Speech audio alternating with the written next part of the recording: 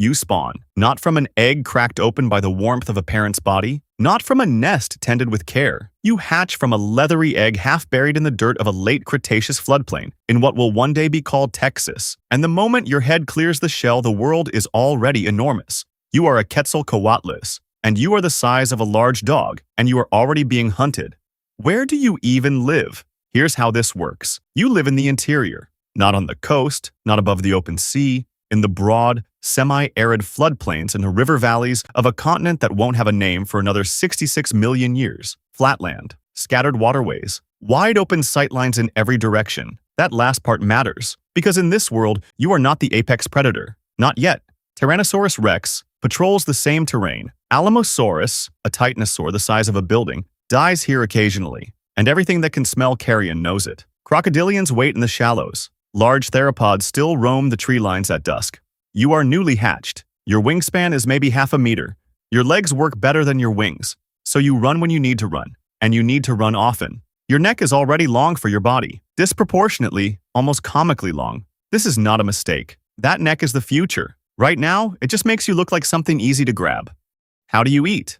You probe. Your beak is long, toothless, and tapered to a point. No hooks, no serrations. It's built for precision, not tearing. You push it into the mud at the edge of a stream and feel for the shape of small fish, amphibians, invertebrates. When you find something, you don't chew. You tilt your head back, open your throat, and swallow it whole. As a juvenile, this is your entire existence. Walk, probe, swallow, walk. Your intelligence is modest by modern bird standards. Your encephalization quotient, the ratio of brain to body size, suggests an animal running more on instinct than calculation. But what you lack in cognitive complexity, you make up in physical engineering. Your bones are hollow, thin-walled, and laced with air sacs that run through your entire body. You are built for something that seems impossible at your current size, and that something is flight. What's actually trying to kill you? Everything, but three things in particular. First, the Tyrannosaurs. T-Rex isn't hunting you specifically. You're too small and too fast for it to bother targeting. But you share its floodplain, and a juvenile pterosaur caught in the open is an easy, accidental meal for an animal that swallows things your size as an afterthought. Second, the crocodilians. The rivers and streams you depend on for food are patrolled by animals that have been ambush hunting at the waterline since before your lineage existed. You learn to read the surface of the water the way a prey animal reads shadows. You probe from the edge. You never wade. Third, other pterosaurs. The skies above this floodplain are not empty. Smaller azhdarchids and other flying reptiles occupy different niches, and competition for food near water is real. When something bigger than you lands near your feeding site, you leave. This is not cowardice. This is the math of survival when you weigh less than a kilogram. You survive the first weeks by being fast on the ground and by staying close to cover when the large predators move. Can you even make it through the first year?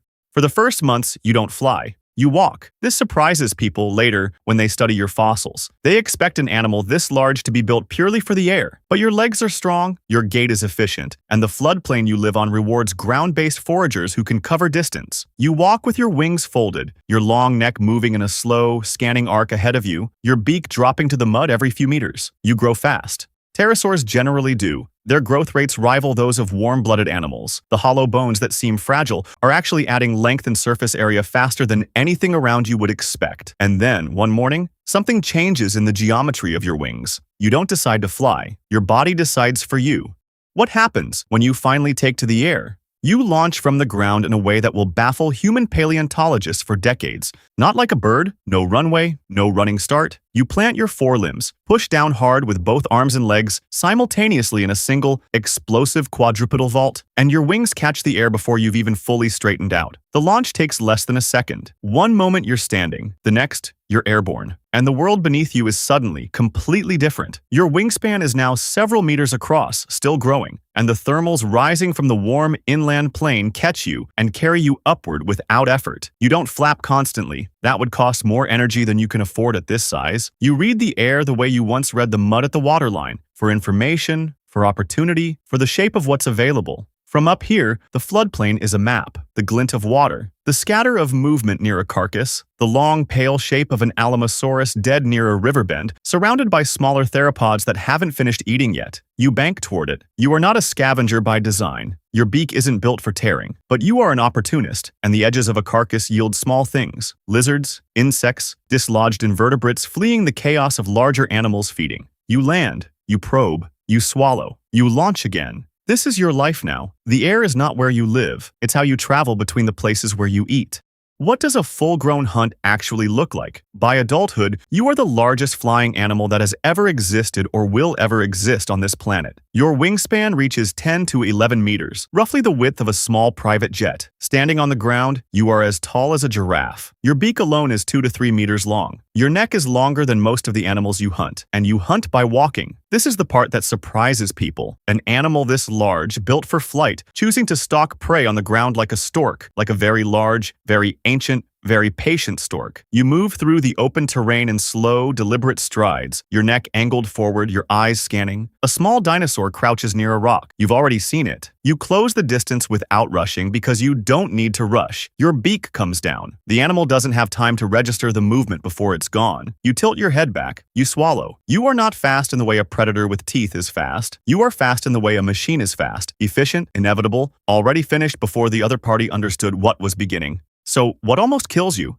A storm system, a serious one. You are in the air when the pressure drops. The thermals that carried you are collapsing, replaced by unpredictable downdrafts cutting across the floodplain in directions you've never read before. Your wingspan, the feature that makes you the dominant flyer in this sky, is now a liability. Each gust catches 10 meters of membrane and tries to flip you. You understand, not as a thought, but as a body-level urgency, that you cannot land in crosswind on uneven terrain. The same hollow bones that make you light enough to fly will shatter against a hard landing. You do not panic, you ride it. You find the one updraft still running parallel to the storm edge, lock your wings into a fixed soar, and let the system carry you, not away from it, but along its edge, where the air is violent but directional. For nearly an hour, you are entirely at the mercy of something larger than you, holding position the only way you can, by not fighting it. The storm passes east. The thermals rebuild. You descend in a long, slow spiral to a flat section of riverbank, fold your wings, and stand there in the late afternoon sun, still, waiting, reading the air one more time before you move. You are fine. You are always, almost fine.